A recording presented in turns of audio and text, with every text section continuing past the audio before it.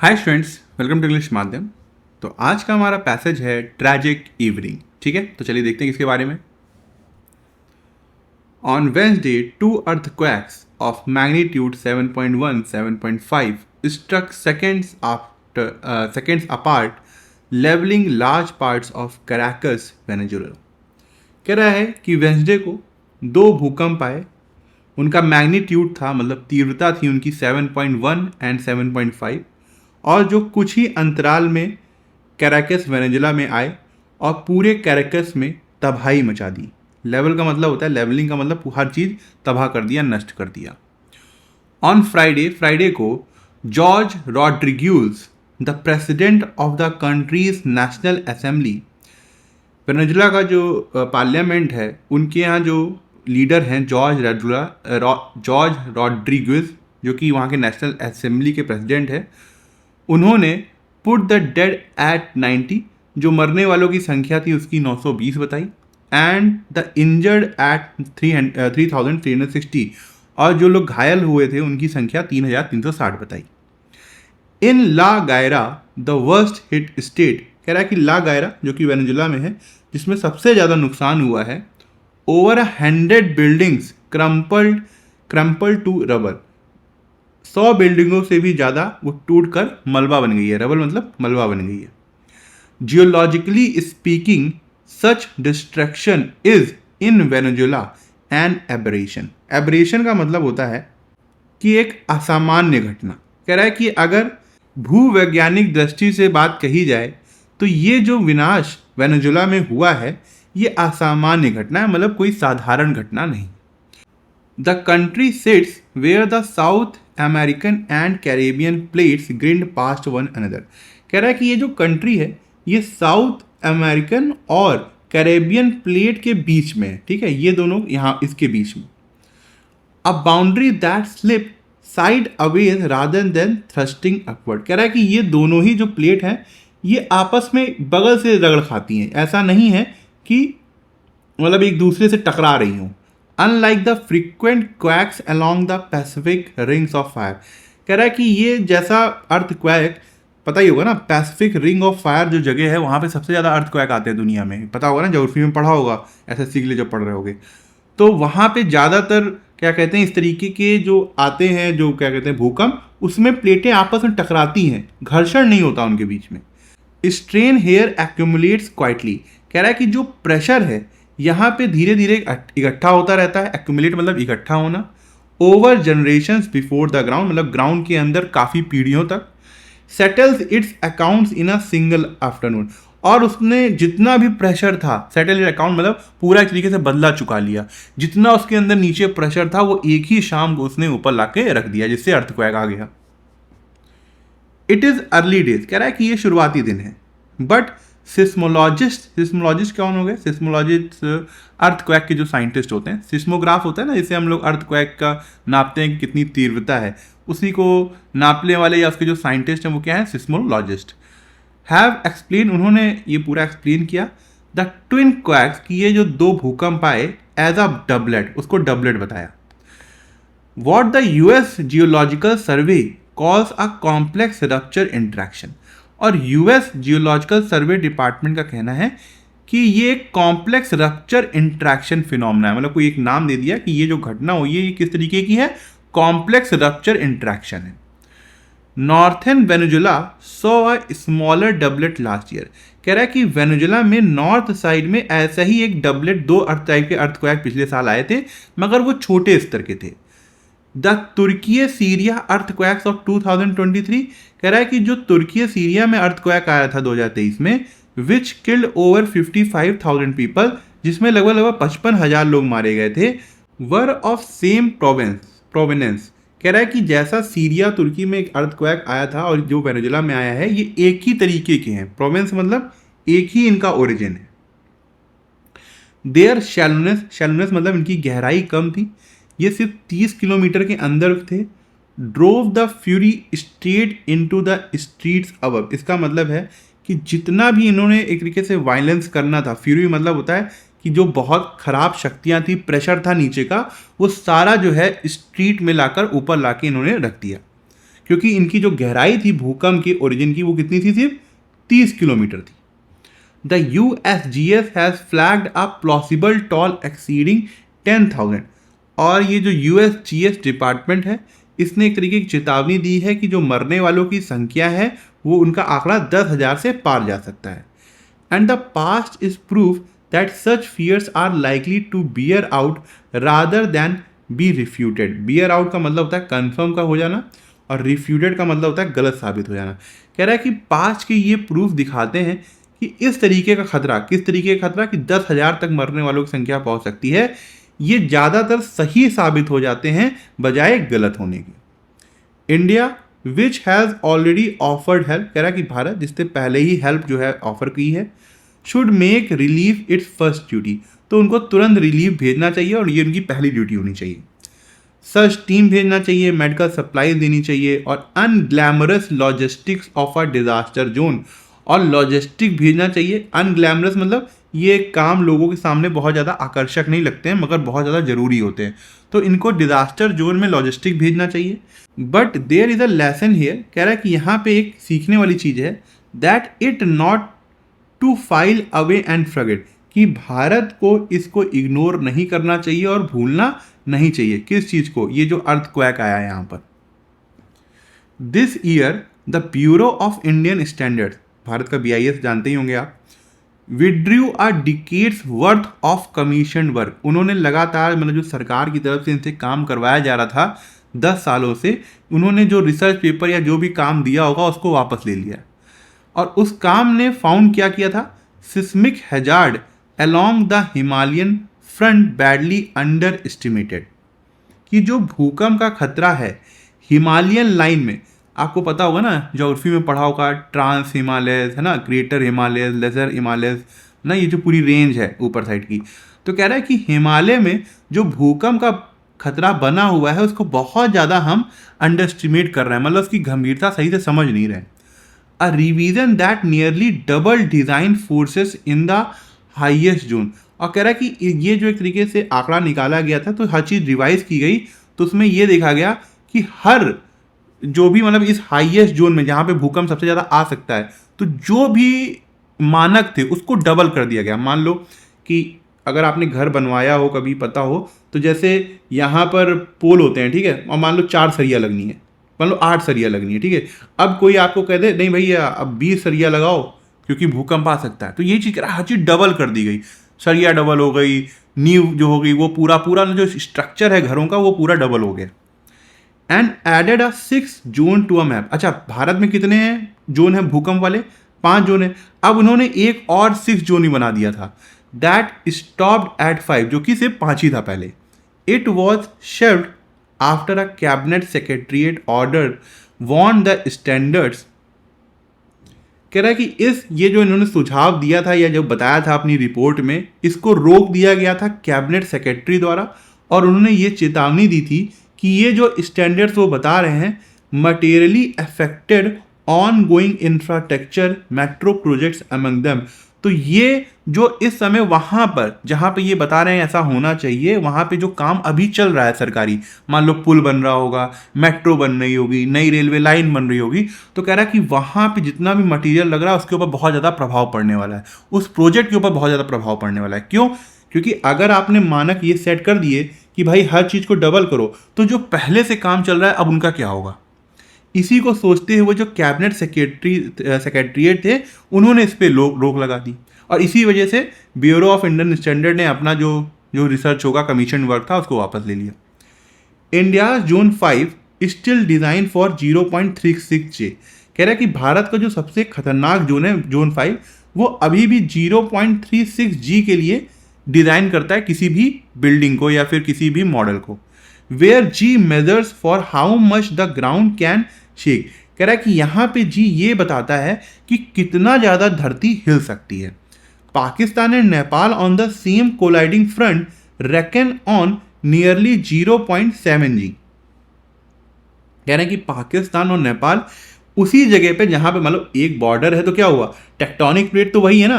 कह रहा है वहीं पे भारत और नेपाल पाकिस्तान और नेपाल जो हैं उनका जो मानक है वो कितना है, 0.7G का है।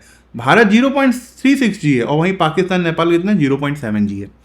The United States and Japan on a full G और मोर, और कह रहा है कि यूनाइटेड स्टेट और जापान में स्टैंडर्ड क्या है कि वो 1 जी से ऊपर ही लेके चलते हैं, है ना। Nearly 79% of Indians live under moderate to severe seismic threat, कह रहा है कि लगभग लगभग भारत की जो संख्या का 79% लोग हैं वो मॉडरेट से सीवियर खतरे के बीच में रहते हैं, मतलब वहाँ पे खतरा जो भूकंप का है वो मॉडरेट से सीवियर है। And 95% of earthquake death occur in 1 to 3 storey houses that no code ever reaches, और 95% अर्थक्वेक में डेथें वहीं होती हैं जहाँ पे 1 से 3 मंजिला घर बने हुए हैं और उन्होंने किसी भी तरीके का आर्किटेक्चरल कोड या मानक फॉलो नहीं किया है अपनी बिल्डिंग के ऊपर। Venezuela is a portent of the implicit danger that exist. Portent का मतलब होता है एक चेतावनी, वार्निंग। इम्प्लिसिट का मतलब जो छुपी हुई है।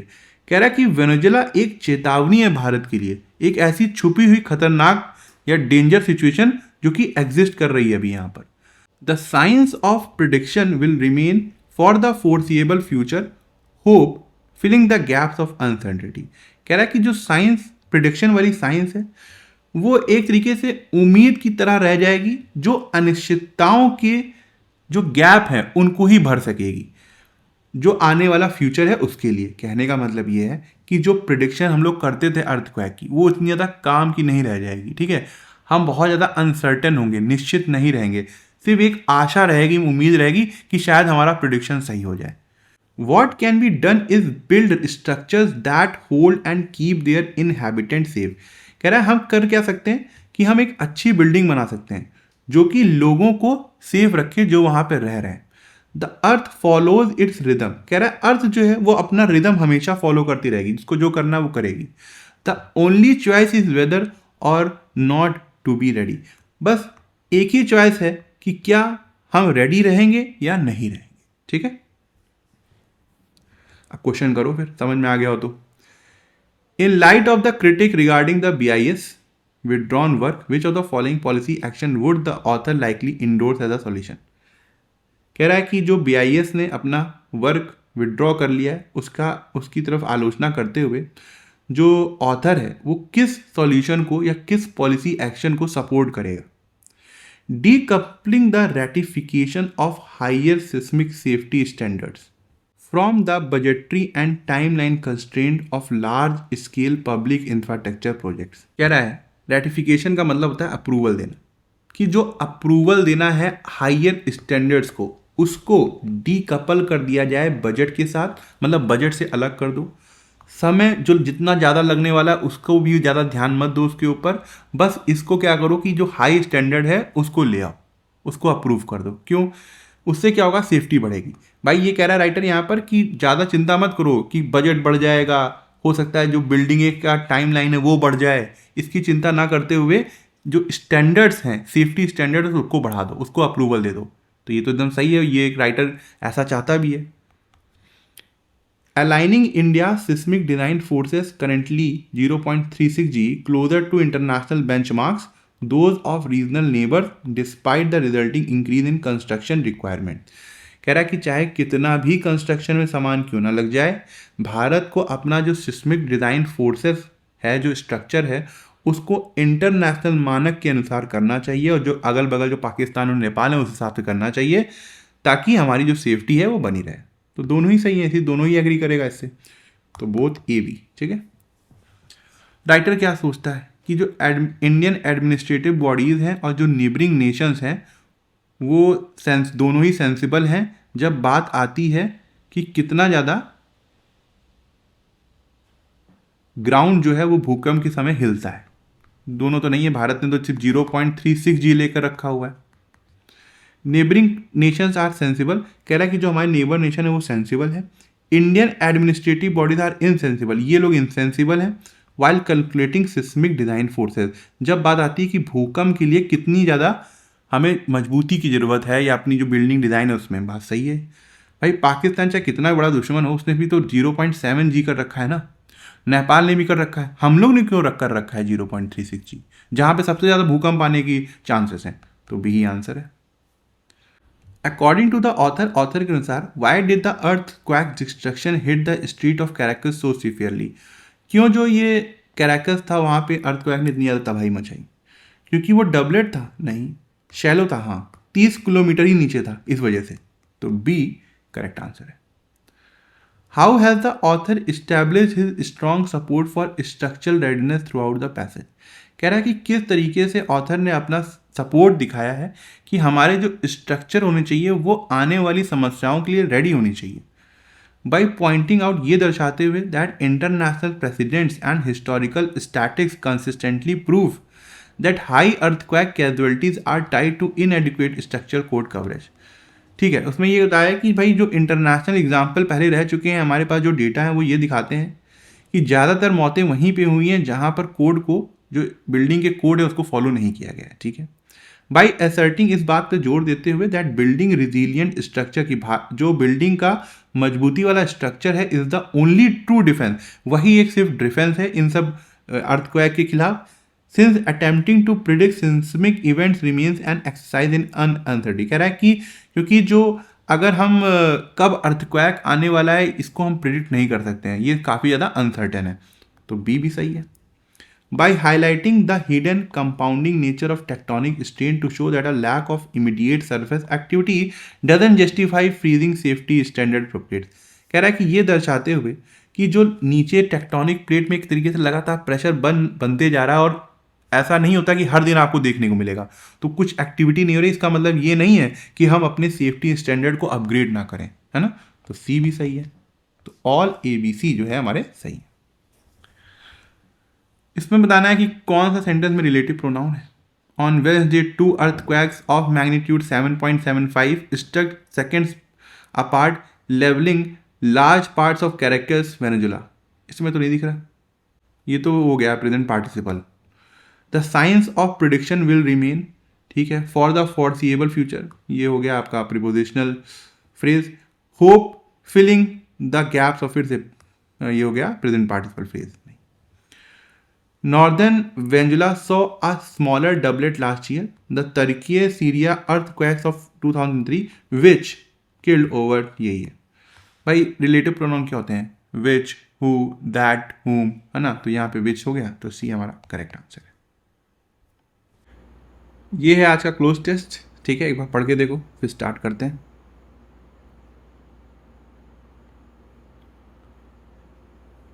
In 1965 acoustic music dash was shaken at the Newport Folk Festival as Bob Dylan turned electric।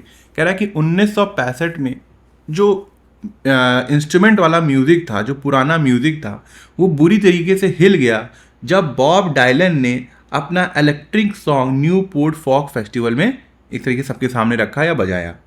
On the other side of the Atlantic, कह रहा है कि अटलांटिक की दूसरी तरफ इन 1967 में the Beatles released SGT.Pepper's Lonely Hearts Club band, कि Beatles जो थे उन्होंने एक बैंड, क्लब बैंड के को रिलीज़ किया जिसका नाम था Lonely Hearts, which created the very idea of concept album in popular western music, जिन्होंने एल्बम वाला कॉन्सेप्ट का आइडिया रखा।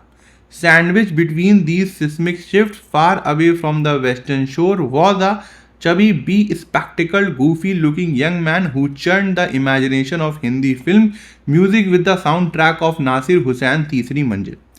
कह रहा है कि ये जो बहुत बड़े क्रांतिकारी शिफ्ट आ रहे थे इन दोनों के बीच में फंसे हुए, वेस्टर्न शोर से मतलब किनारे से बहुत दूर एक व्यक्ति, एक यंग मैन था जो कि चश्मा लगाता था, चबी सा था, थोड़ा सा मजाकिया दिखता था। उसने जो हिंदी सिनेमा की म्यूज़िक की सोच थी उसको पूरी तरीके से चेंज कर दिया जब उसने नासिर हुसैन का तीसरी मंजिल का एल्बम सबके सामने या साउंड ट्रैक सबके सामने रखा। ठीक है, क्या होना चाहिए यहाँ पे? देखो पहले में ये लग रहा है कि बॉब डायलन ने जब इलेक्ट्रिक सॉन्ग गाया तो जो पुराने विचारों के म्यूज़िक थे वो हिल गए। आइकोनोक्लाज्म का मतलब होता है कि पुराने ट्रेडिशन को तोड़ना एक म्यूज़िक क्यों तोड़ेगा, तो ये तो नहीं आ रहा है। ऑर्थोडॉक्सी का मतलब होता है पुराने विचार, यहाँ पे मीनिंग आ सकता है कि पुराने विचार या पुराने बिलीफ के ऊपर जो संगीत बनते थे वो हिल गए। हेरेसी का मतलब होता है कि किसी परंपरा के अगेंस्ट जाना या किसी मान्यता के जो बहुत समय से है उसके विरोध विरोध क्या कहते हैं विचार रखना। वैनगार्ड का मतलब होता है किसी नए मूवमेंट का एक लीडर, तो ये मीनिंग है। तो बेस्ट यहाँ पे क्या होगा, ऑर्थोडॉक्सी। राहुल देव बर्मन, अब ये राहुल देव बर्मन वही है जो यंग मैन की बात हो रही है, या फिर उनको पंचम भी प्यार से लोग बुलाते थे। बस्ट ऑन सीन, वो सीन के सामने आए थे 8 ट्रैक्स के साथ एक फिल्म के लिए, that gave new meaning to the word revolutionary, जिसने नई मीनिंग दी थी क्रांतिकारी को, मतलब क्रांति को, रिवोल्यूशनरी को। द टाइटल ट्रैक ऑफ तीसरी मंजिल, कह रहा है कि जो सॉन्ग था तीसरी मंजिल का, सॉरी टाइटल ट्रैक जो था, मतलब जो पीछे थीम म्यूजिक चलता है, a film dash of Raymond Chandler, जो कि फिल्म थी रेमंड चंडलर की, और Dashiell Hammett style of film noir, और एक तरीके से रहस्यमयी टाइप की, डार्क टाइप की फिल्म थी ये। Became a long standing template with which to score thrillers and mysteries.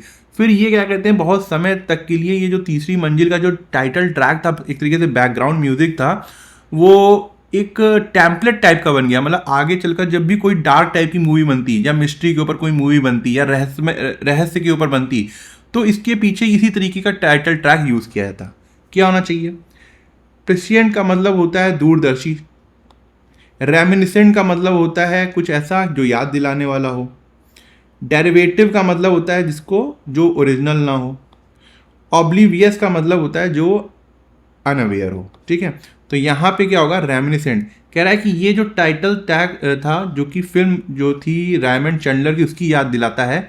A film reminiscent of Raymond Chandler और देसी हिनमर स्टाइल ऑफ फिल्म नॉयर। तो यहाँ पे क्या होगा हमारा B.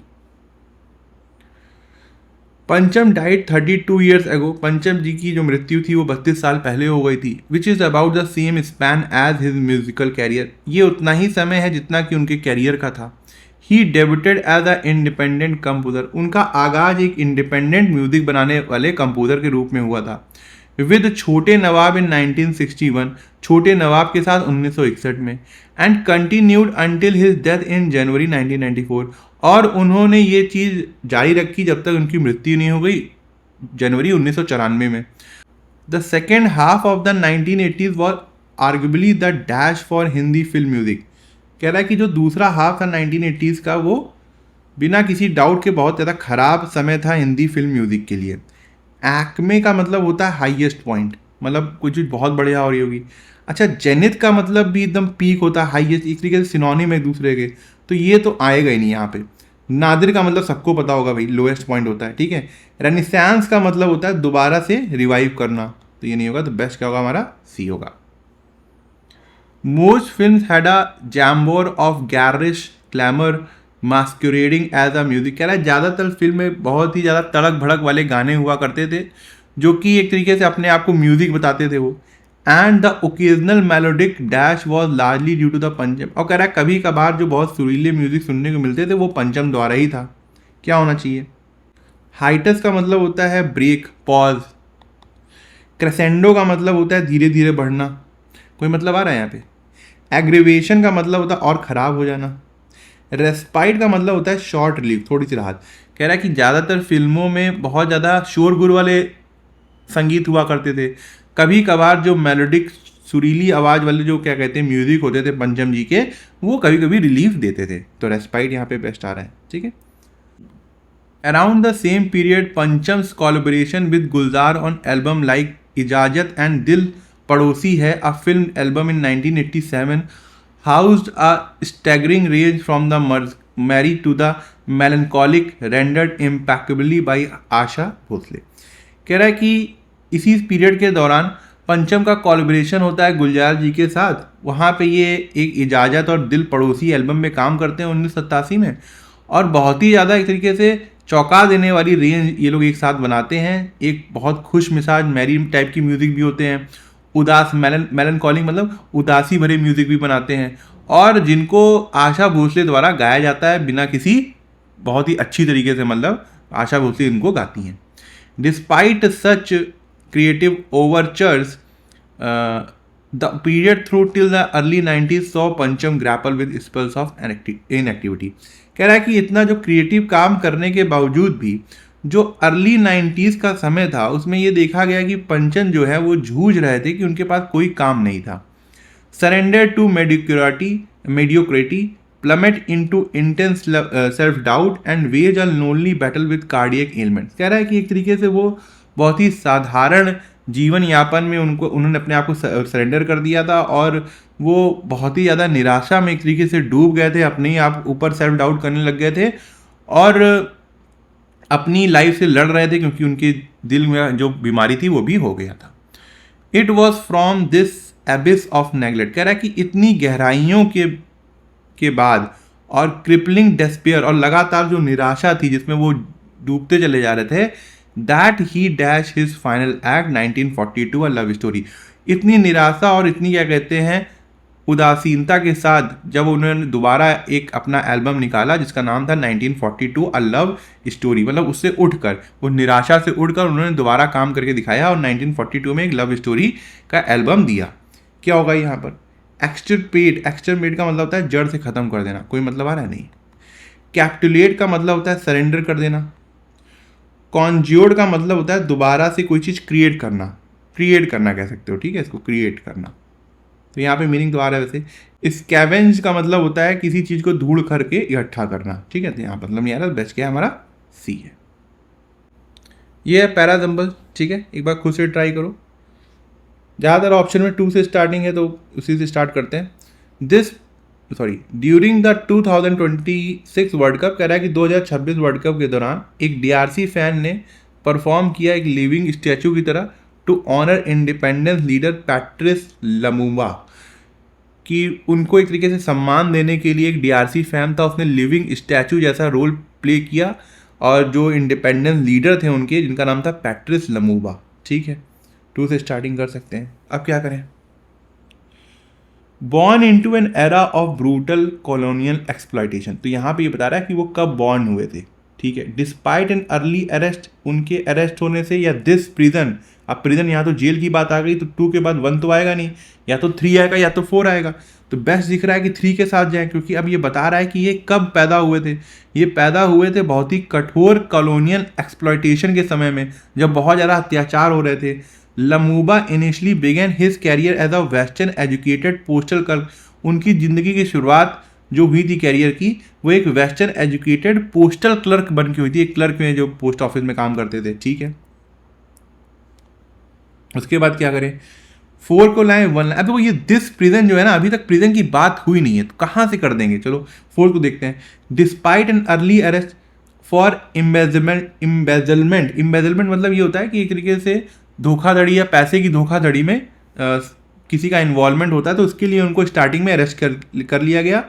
The future prime minister emerge from jail with intense political conviction, और जो ये फ्यूचर प्राइम मिनिस्टर थे ये जेल से उभरे बहुत ज़्यादा एक तरीके से इच्छा लेकर, पॉलिटिकल राजनीतिक इच्छा लेकर वो जेल से बाहर आए, और उस प्रिजन से उनको जो उनका एक्सपीरियंस था उससे उन्हें कठोर बना दिया, radicalised him, leading to the creation of the country's first independent national political party. तो 2, 3, 4, 1 जो होगा हमारा करेक्ट होगा, ठीक है। ये पैराजम्बल करो, ठीक है।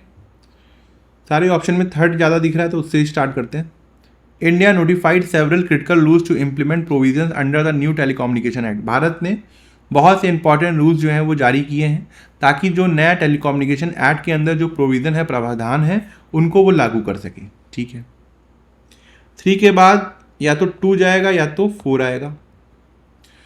The legislation consolidates and updates outdated legal frameworks including the historic Indian telegraph act, कह रहा है कि ये जो कानून है ये मजबूत करेगा, अपडेट करेगा पुराने लीगल सिस्टम को, जिसमें इंक्लूड है हिस्टोरिक इंडियन टेलीग्राफ एक्ट, ठीक है। ये मीनिंग आ रहा है वैसे। 4th कह रहा है beyond simplifying old statutes the updated rules overhaul the licensing framework for telecom operators, कह रहा है कि ये जो अपडेट लेके आए हैं ये सिर्फ पुराना कानून ही चेंज नहीं करेगा, स्टैट्यूट मतलब होता है लॉ, तो पुराना जो लॉ है उसी को चेंज नहीं करेगा, उसके अलावा ये पूरे जो लाइसेंसिंग सिस्टम है उसको भी चेंज करके रख देगा। बेस्ट यहाँ पे चल रहा है 2, क्योंकि यहाँ पे जो एक्ट लाया गया उसकी तुरंत बात हो रही है कि वो करेगा क्या, तो वो मजबूत करेगा, अपडेट करेगा पुराने सिस्टम को, तो 3, 2 के साथ जा सकते हैं। उसके बाद देखो दिस प्रोसेस तो नहीं आएगा, ये प्रोसेस 4 से जरूर मिल सकता है कि ये जो पुराना कानून के साथ चेंज करते करते ये एक पूरे सिस्टम को ओवरहॉल कर रहे हैं। कह रहे हैं ये जो प्रोसेस है वो एक नया टर्म इंट्रोड्यूस करेगा, इसका मतलब होगा authorisation to streamline compliance paper work for service provider, ताकि जो सर्विस प्रोवाइडर हैं उनके साथ जितना भी पेपर वर्क है उसको आसान किया जा सके। तो 3241 जो है वो बेस्ट लग रहा है। ठीक है, तो ये हमारा आंसर होगा।